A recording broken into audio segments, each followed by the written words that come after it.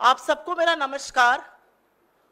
और कई बार ऐसा होता है कि कुछ किस्से, कुछ चीजें आप पढ़ते हैं तो लगता है कि ये पिक्चर का सीन चल रहा है, ये किसी घिनौनी गंदी पिक्चर का सीन चल रहा है, लेकिन फिर पता चलता है ये यथार्थ है। और घिन आने लगती है ऐसे लोगों से, घिन आने लगती है ऐसे समाज से, घिन आने लगती है ऐसे नेताओं से जो इन लोगों को बढ़ावा देते हैं।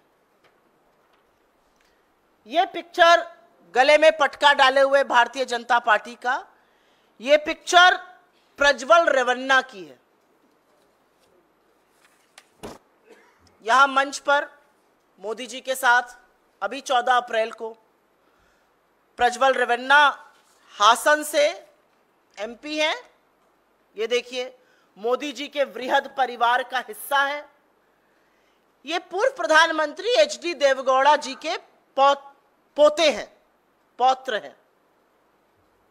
मोदी का परिवार वाले वृहद परिवार का भी हिस्सा है। 14 अप्रैल की ये फोटो है। 14 अप्रैल बमुश्किल 2 हफ्ते पहले की।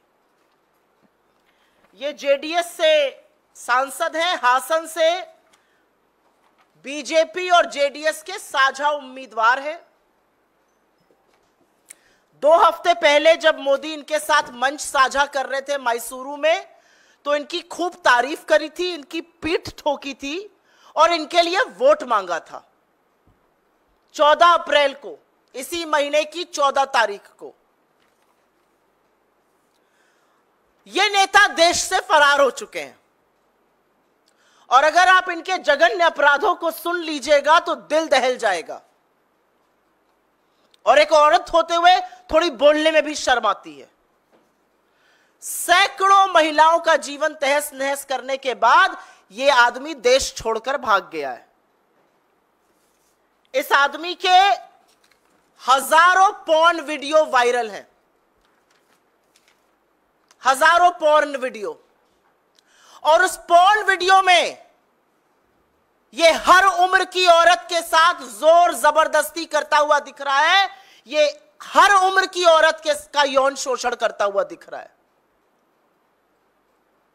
उनकी असहमति के बावजूद, और इसमें इसके घर पर काम करने वाली महिलाएं हैं, पार्टी की कार्यकर्ता है, पार्टी की सांसद है, जिला पंचायत की सदस्य है, यहां तक कि एक 63 साल की घर पे काम करने वाली महिला जो हाथ जोड़ के कह रही है ऐसा मत करो।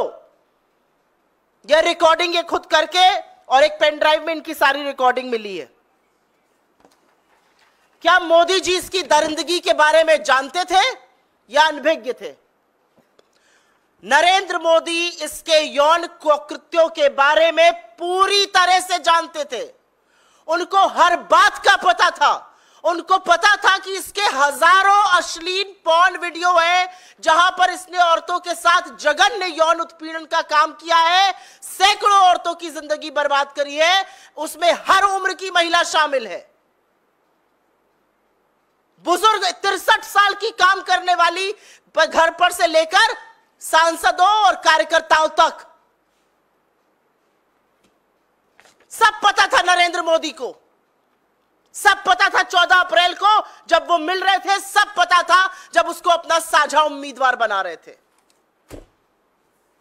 दिसंबर 2023 में बीजेपी के ही एक नेता देवराज गौड़ा ने बीजेपी के शीर्ष नेतृत्व को, नरेंद्र मोदी, अमित शाह और जेपी नड्डा को यह चिट्ठी लिखी, प्रदेश अध्यक्ष को चिट्ठी लिखी, और उन्होंने पेन ड्राइव के बारे में जानकारी दी, प्रज्वल रेवन्ना के यौन विचलन के बारे में जानकारी दी और कहा इस आदमी को उम्मीदवार मत बनाइएगा।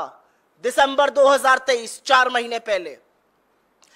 11 जनवरी 2024 को देवराज गौड़ा ने प्रज्वल के खिलाफ बीजेपी आला कमान को लिखा था। उसके बाद उन्होंने प्रेस वार्ता की, सार्वजनिक किया इस सारी बात को और बताया कि ऐसा आदमी है, इसके ये कुकृत्य है, ये बातें सामने आई हैं, इसको टिकट नहीं देना चाहिए, इसको उम्मीदवार नहीं बनाना चाहिए। पहले लिखा और उसके बाद बीजेपी के आला कमान को सूचित किया, प्रेस वार्ता की।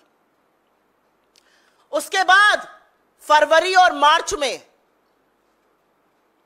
फर्जी चाणक्य इस देश के गृह मंत्री अमित शाह कर्नाटक के दौरे पे जाते हैं, मैसूर पहुंचते हैं और तब पूर्व बीजेपी विधायक प्रीतम गौड़, पूर्व विधायक एटी रामास्वामी और कार्यकर्ताओं ने इस प्रज्वल रेवन्ना की उम्मीदवारी के खिलाफ उनको कहा ऐसे व्यक्ति को टिकट मत दीजिए, इसके यौन कुकृत्य के चर्चे बहुत फैले हुए हैं, इसने हर उम्र की औरत का शोषण किया है, इसके तमाम हजारों वीडियो पेन ड्राइव पर हैं, इसने सैकड़ों औरतों की जिंदगी तबाह करी है।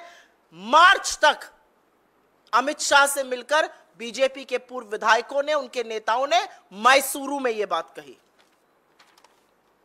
तो अमित शाह और नरेंद्र मोदी सब कुछ जानते थे। वो जानते थे कि ये कैसे आदमी को उम्मीदवार बना रहे हैं, वो जानते थे ये कितना जघन्य अपराधी है, और उसके बाद भी उन्होंने हासन की सीट से उसको अपना उम्मीदवार बनाया। कर्नाटका की महिला आयोग ने इस मामले का स्वतः संज्ञान लिया। जैसे ही उनके जानकारी में यह आया, उन्होंने एसपी को नोटिस जारी की और सीएम से इस भयावह घटना पर एसआईटी के गठन की मांग करी। अगले दिन एसआईटी गठित हुआ और जैसे ही एसआईटी गठित होता है, हासन का ये उम्मीदवार, नरेंद्र मोदी का चहेता, उनका दुलारा, उनके वृहद परिवार का हिस्सा, ये देश छोड़कर भाग जाता है। एसआईटी पूरी कोशिश कर रही है, एसआईटी हर संभव प्रयास कर रही है इसके प्रत्यार्पण का, कि भारत लाके इसकी जांच पूरी की जा सके। लेकिन आज सवाल यह है कि बेटी बचाओ, बेटी पढ़ाओ, नारी अभिवंदन, नारी शक्ति, महिला सम्मान, ये सब बातें फर्जी हैं, क्योंकि नरेंद्र मोदी जानते थे कि स्टेज पर खड़े हुए उनके बगल के इस व्यक्ति ने, उनके साझा उम्मीदवार ने क्या किया, वो सब जानते थे और उसके बाद भी उम्मीदवार बनाया। तो आज प्रधानमंत्री को इस बात का जवाब देना पड़ेगा कि किस हैसियत से, क्या सोचकर आपने इतने घिनौने दरिंदे को अपना साझा उम्मीदवार बनाया, और हर बार आप महिलाओं के खिलाफ अपराध करने वालों के साथ ही क्यों खड़े होते हैं। प्रधानमंत्री चुप रहेंगे, देश की महिला बाल विकास मंत्री, जैसा कि आप सब जानते हैं, मौन धारण कर लेती हैं। महिला सुरक्षा, महिला अपराध का कोई भी मुद्दा हो, वो सिर्फ एक मुद्दे पर बोलती है और वो आप सब मुझसे बेहतर जानते हैं। और देश का महिला आयोग, रेखा शर्मा, जो चश्मा उतारेंगी नहीं, क्योंकि चश्मे से बीजेपी और घटक दल के कोई अपराध नजर नहीं आते, उनको तो मानो सांप सूंघ गया है। नोटिस पे नोटिस, नोटिस पे नोटिस, नोटिस पे नोटिस भेजेंगी विपक्ष को, लेकिन भाजपा के कुकृत्यों को, भाजपा के घटक दलों के कुकृत्यों को, इतने जघन्य अपराधी का कोई संज्ञान नहीं लिया जाएगा। नील बटा सन्नाटा। तो अगर इस दरिंदे से घिन आती है, उससे ज्यादा घिन उन लोगों से आती है जो इसको संरक्षण देते हैं। लेकिन क्या ऐसा पहली बार हुआ है? क्या ऐसा पहली बार हुआ है कि नरेंद्र मोदी ने उन लोगों का साथ दिया है जो महिलाओं का शोषण करते हैं? बिल्कुल नहीं। कुलदीप सिंह सेंगर की गिरफ्तारी तब हुई थी, जो दोषी पाए गए थे हत्या और बलात्कार के, गिरफ्तारी तब हुई थी जब इलाहाबाद हाई कोर्ट को बोलना पड़ा था, चिन्मयानंद पर कोर्ट को बोलना पड़ा था, सोनभद्र के विधायक राम दुलार गोंड जो पॉक्सो में नाबालिग के रेप के दोषी पाए गए, उनको टिकट तब दिया था जब उनके ऊपर पॉक्सो का मुकदमा चल रहा था। चाहे वो उत्तराखंड की अंकिता भंडारी हो, चाहे वो गुजरात की बिल्किस बानो हो, और चाहे वो दिल्ली में बैठी हुई सबसे होनहार बेटियां हो जो यौन शोषण का आरोप लगाती हैं, उनको बूटों के तले रौंदा जाता है। लेकिन आरोपी को मोदी जी गोदी में बिठाकर संरक्षण देते हैं। आज तक उसका टिकट नहीं काट पाए हैं। और मैं बृजभूषण शरण सिंह की बात कर रही हूं। हर बार आधी आबादी के खिलाफ जघन्य कुकृत्य करने वालों के साथ नरेंद्र मोदी क्यों खड़े होते हैं? हर बार वो चुप क्यों रहते हैं? हर बार स्मृति ईरानी और महिला आयोग को सांप क्यों सूंघ जाता है? और मैं आपके माध्यम से आपके सीनियर मूर्धन्य पत्रकारों से भी सवाल पूछती हूं, क्यों है इतना सन्नाटा? कितने शो हो रहे हैं इस पर? कितनी टिप्पणियां लिखी जा रही हैं पेपर पर?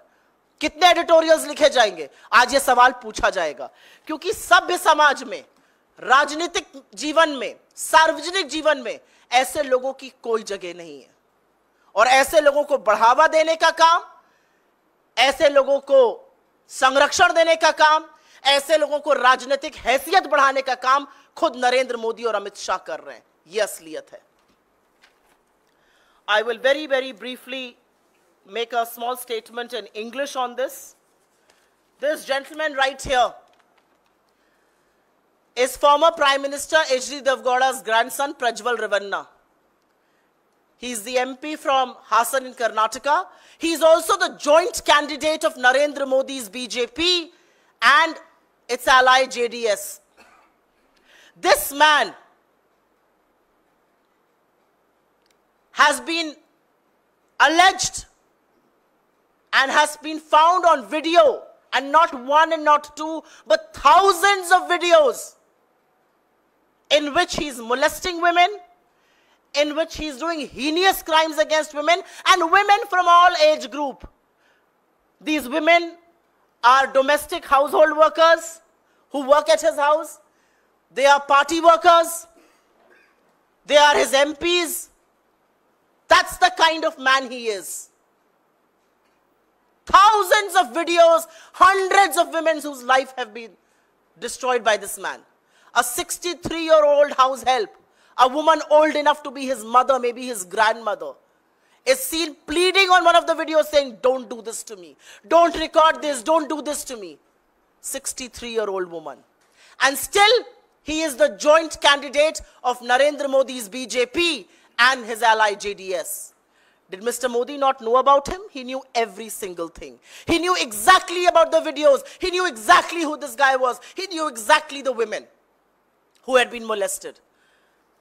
Because on the 13th of December, 2023, his own leader, Devaraj Gowda, wrote to the Prime Minister and to the BJP President and to the local unit of the BJP, talking about the pen drives, talking about the sexual misconduct. In fact, in January 2024, the same leader, Devaraj Gowda, did a press conference which was in the public domain. He spoke about the sexual misconduct. He spoke about the molest. He spoke about those thousands of videos. And not just that, in February and March, when Amit Shah visited Mysuru to stitch that alliance, he was told by not one, but multiple BJP leaders, from Pritam Gowda to A.T. Ramaswamy to thousands of workers in the BJP, who told him, do not make Prajwal Revanna your candidate in Karnataka. Do not announce his candidature, because he is known to be a man who inflicts sexual violence on women. He is found to be inappropriately behaving with women on camera. These women are from different stratas of society. They belong to different age groups. And yet on the 14th of April, you find the Prime Minister sharing the stage with Prajwal Revanna. The Prime Minister doesn't just praise him, he asks for votes in his favor. That's who the Prime Minister is.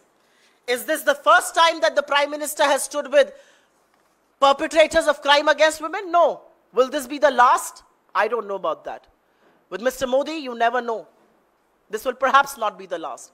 But it needs to be pointed out that the moment this was taken up by the Commission for Women in Karnataka, they issued a notice to the SP. They asked the government to set up an SIT, and SIT was set up. The very same day, this man absconded and ran away to Europe. We are looking at his extradition, and the SIT will ensure that he faces the whole might of Indian law. But there are some questions that will be posed before Narendra Modi. And those questions include his silence. Those questions include his blessing. Those questions include his absolute know-how. And those questions will include, why did he make this man his candidate?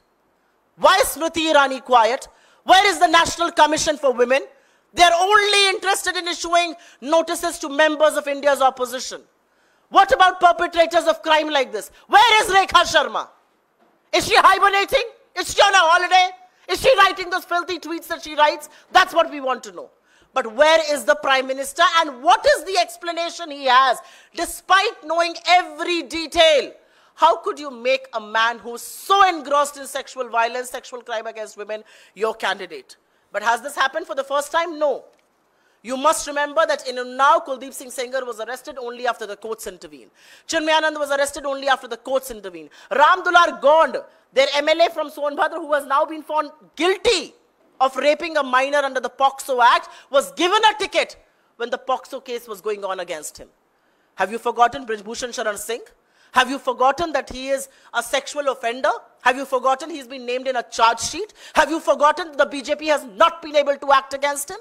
Have you forgotten Ankita Bhandari? Have you forgotten Bilkis Bano? Each time there is a crime against women, the Prime Minister, his government, his machinery, and the BJP are always protecting the perpetrators of this crime and not the women, not the victims. That is the question today. आपके सवालों का स्वागत है. अगर आप इस पर सवाल पहले लीजिएगा तो मैं अनुग्रहित रहूंगी. I'll be very grateful if you please focus your questions on this matter.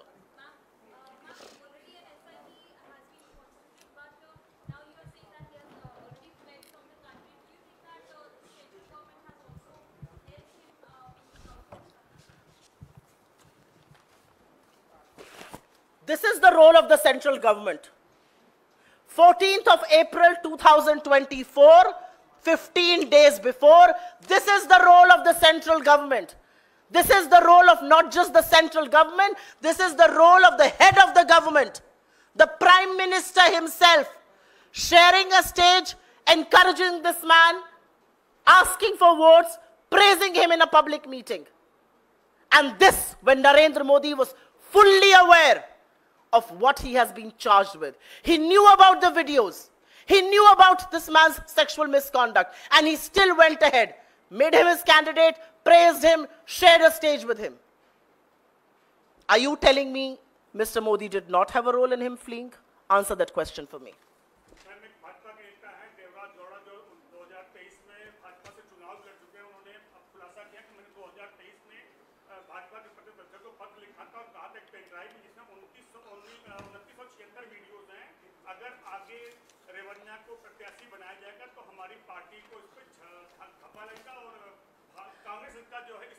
ये वो चिट्ठी है देवराज गौड़ा की जो उन्होंने प्रधानमंत्री को, गृह मंत्री को, जेपी नड्डा को, कर्नाटका के बीजेपी प्रेसिडेंट को लिखी दिसंबर 2023 में.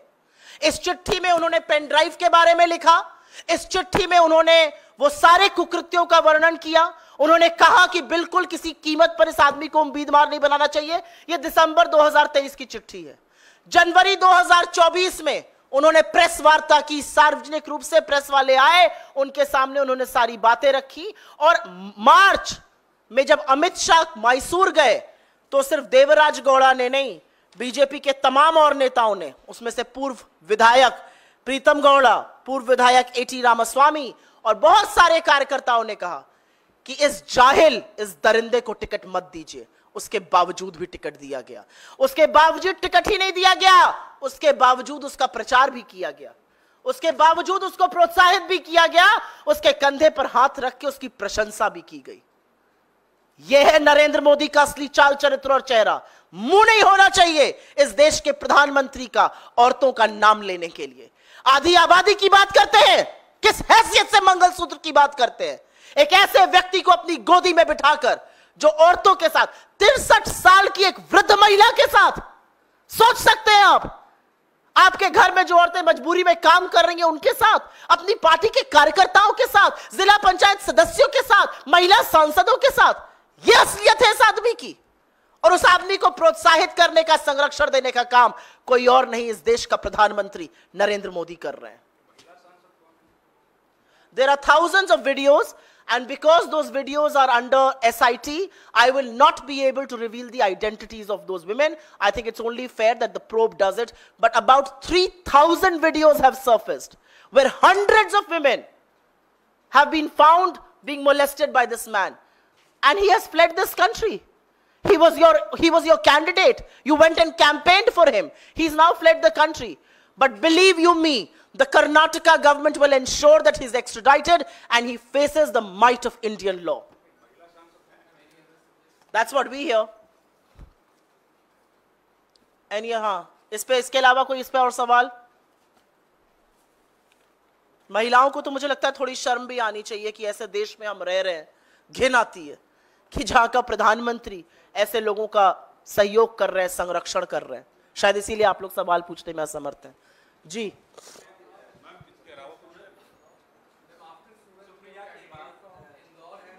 one of you will have to ask the question, decide which one.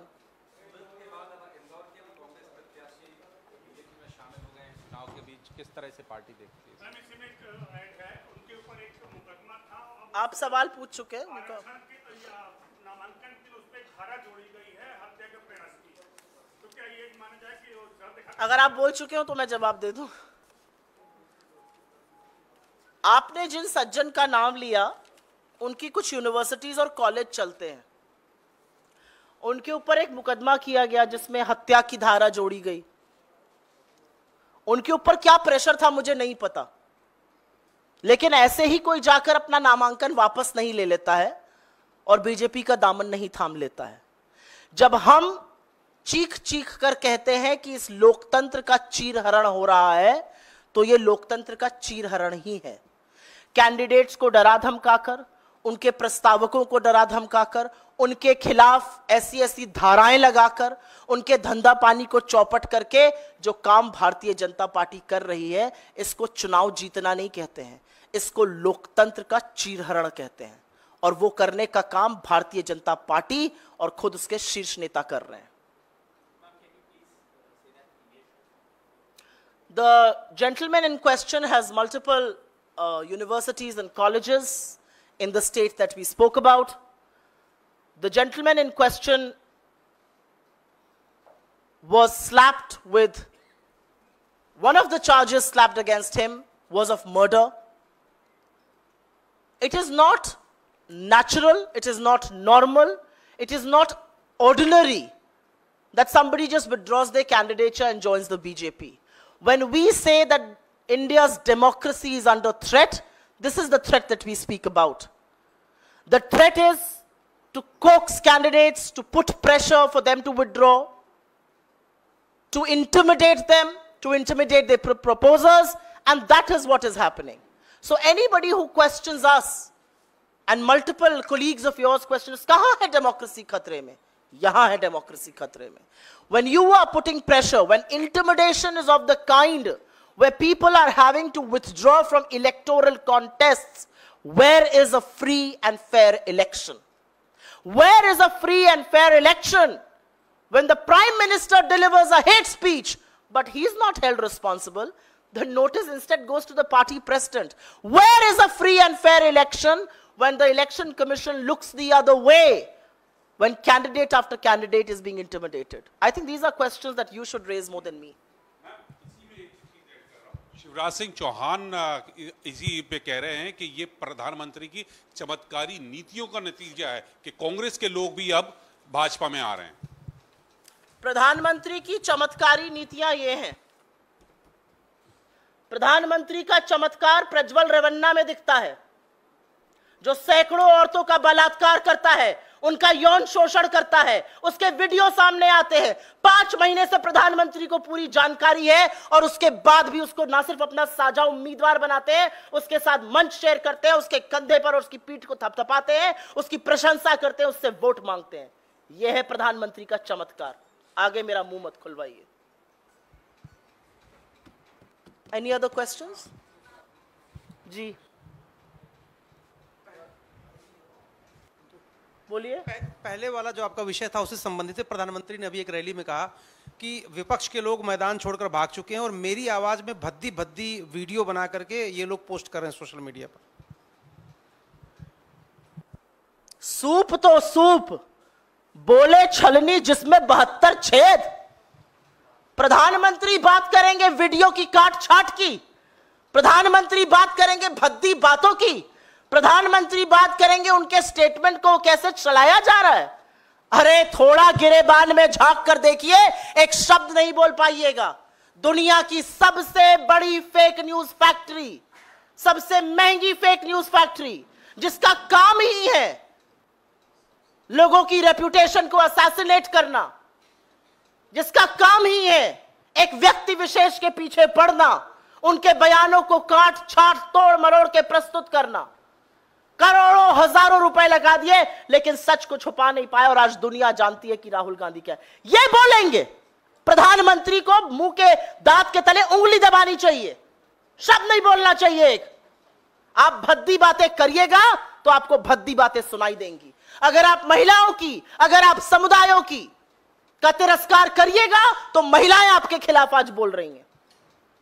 आपके चैनल्स पर मैं देखती हूं ओपिनियन पोल्स, आपके चैनल्स पर मैं वॉक्स पॉप्स को सुनती हूं जो आम जनता की बातें हैं, वो क्या क्या बातें प्रधानमंत्री के लिए बोल रहे हैं। सुनकर दुख होता है, सुनकर दुख होता है कि इस देश के प्रधान पंत के लिए वो बातें कही जा रही हैं। प्रधानमंत्री रोएंगे, मेरे नेता सही कहते हैं, अब रोने वाले हैं, जल्दी रोएंगे, देखते जाइए। अभी अभी सुप्रिया जी, कैंडिडेट तो नॉमिनेशन जो वापस ले रहे हैं, आप कह रहे हैं कि डरा धमका कर, लेकिन लवली जी जो हैं, जो दिल्ली के आपके प्रदेश अध्यक्ष है, उन्होंने किस डर के मारे वापस लिया, अपने अध्यक्ष पद से इस्तीफा दिया है? क्या तो आरोप लगा रहे हैं पार्टी पर?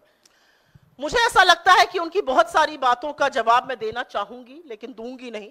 मुझे ऐसा लगता है उन्होंने इस्तीफा दिया, वो इस्तीफा मंजूर कर लिया गया। ऐसा कोई भी निर्णय नहीं था जिसमें वो शामिल नहीं थे। जितना एक्सेस उनको लीडरशिप का, जितना एक्सेस उनको अध्यक्ष जी के यहाँ का, जितना एक्सेस उनको अध्यक्ष जी के ऑफिस का था, शायद ही कम लोगों को होता हो। तो उनकी बहुत सारी बातें निराधार हैं और मैं उसका पूरी तरह से खंडन करती हूं। मुझे ऐसा लगता है कि चुनाव के दौरान यह करना कहीं ना कहीं आपकी नीयत पर सवाल जरूर उठाता है।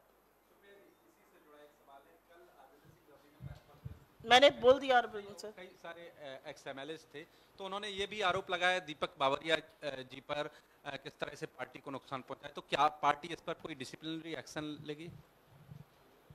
चुनाव के दौरान आप रिजाइन करिए, आप दिक्कतें पैदा करने की कोशिश करिए और एक्शन किसी और के खिलाफ लिया जाए। ये सुना है आपने कभी?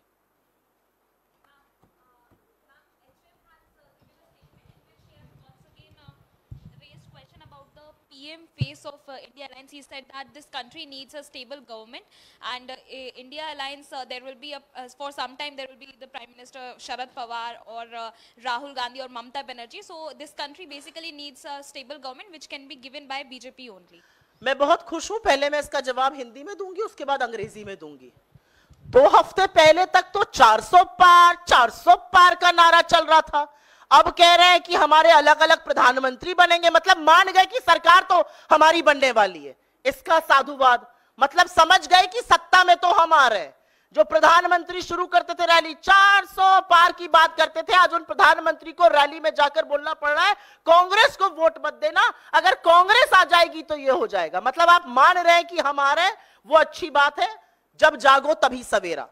असलियत यह है कि 2 चरण के मतदान के बाद बीजेपी की सारी कलई खुल गई है। बीजेपी का संविधान को बदलने का नापाक मंसूबा लोगों के सामने आ गया है। आरक्षण खत्म करने की जो सारा षड्यंत्र था, जो सारी साजिश थी, आज लोग देख रहे हैं, समझ रहे हैं और इनको उखाड़ फेंकने का मन बना चुके हैं। ये कोइंसिडेंस नहीं है कि पिछले 48 घंटे में 2-2 बार आरएसएस के प्रमुख, खुद मोदी जी, खुद गृह मंत्री जी आकर कह रहे हैं नहीं हम आरक्षण खत्म नहीं करेंगे। आप आरक्षण ही खत्म करना चाहते हैं, इसीलिए आप संविधान बदलना चाहते हो और ये आपका आज का मत नहीं है। मोहन भागवत जी तो 2015 से कह रहे हैं कि आरक्षण खत्म करो। प्रधानमंत्री मोदी हमारे मैनिफेस्टो में सिर्फ और सिर्फ जातिगत जनगणना को लेकर ही क्यों भ्रम फैला रहे हैं? आप बताइए ना, आप जातिगत जनगणना के साथ हैं या खिलाफ है? आप बताइए ना, आप आरक्षण के साथ है या खिलाफ है? क्योंकि आपकी पूरी पार्टी, गुरु गोलवलकर से लेकर आपके पहले जो आरएसएस के मीडिया पब्लिसिटी के हेड थे, वो खुद मोहन भागवत जी, सबने आरक्षण का दुर्विरोध किया है। ये संयोग नहीं है कि बीजेपी के बड़े नेता अनंत हेगड़े, सांसद लल्लू सिंह, प्रत्याशी ज्योति मिर्धा कह रही है संविधान बदल देंगे। तो ये देश ने चौकन्ने होकर सब सुन लिया है और आपका बोरिया बिस्तर गोल करने वाला है, क्योंकि ये देश सब कुछ सहेगा। ये देश आरक्षण के साथ और संविधान के साथ खिलवाड़ बिल्कुल नहीं सहेगा। As far as your question is concerned, I'll very briefly answer it in English since you asked me in that language. I am very glad that the Home Minister is talking about who our potential Prime Minister candidates will be. At least there is admission that Mr. Modi is not coming to power. At least there is admission From saying 400, at least there is admission that the next government will be that of the India alliance. Now, who the Prime Minister will be or not be will be one of the decisions that we will take. But the reality is there is admission, there is cognizance, and I thank them for it. The reality also is that the country has seen through the sinister plot of trying to change the constitution, of ending reservations, because that has been the core philosophy of the RSS, from Mohan Bhagwat to Golwalkar to everybody else involved. They have consistently opposed reservations. Even the BJP, it is no coincidence that from Lallu Singh to Jyoti Mirda to Anant Hegde, they are all talking about changing the constitution. What does changing the constitution mean? It simply means denying people the right to reservation. It simply means to act against Dalits, it simply means to act against tribals, it simply means to act against the backward classes and the poor who belong to the general category. The people of this country have understood your sinister plot and they will throw you out. Supriya जी, अमेठी और रायबरेली पर सवाल पूछना चाहती हूँ, क्योंकि CC हुई थी उसमें भी कुछ क्लैरिटी नहीं हुई। क्या गांधी परिवार के सदस्य ही इन 2 सीटों से लड़ेंगे और कब कांग्रेस इसकी घोषणा कर सकती है? ये कहना गलत होगा कि क्लैरिटी नहीं हुई। वहां पर पूरी तरह से अध्यक्ष जी को ये जिम्मा सौंपा गया है कि वो डिसाइड करें, उनको ऑथराइज किया गया है, वो डिसाइड करें कैंडिडेट कौन होगा। चुनाव छुपकर तो लड़ा नहीं जा सकता है, चुनाव तो पूरे गाजे बाजे के साथ पूरे माहौल में बाहर लड़ा जाएगा। जैसे ही कैंडिडेट अनाउंस होगा आप लोगों को इस बारे में पता चलेगा। हमारे यहाँ ये डिसीजन बंद कमरे में 2 लोग नहीं लेते हैं, सीईसी ने एक अपना मत सामने रखा है और अब अध्यक्ष जी और सीईसी पर इसकी मोहर लगकर कैंडिडेट डिसाइड होगा।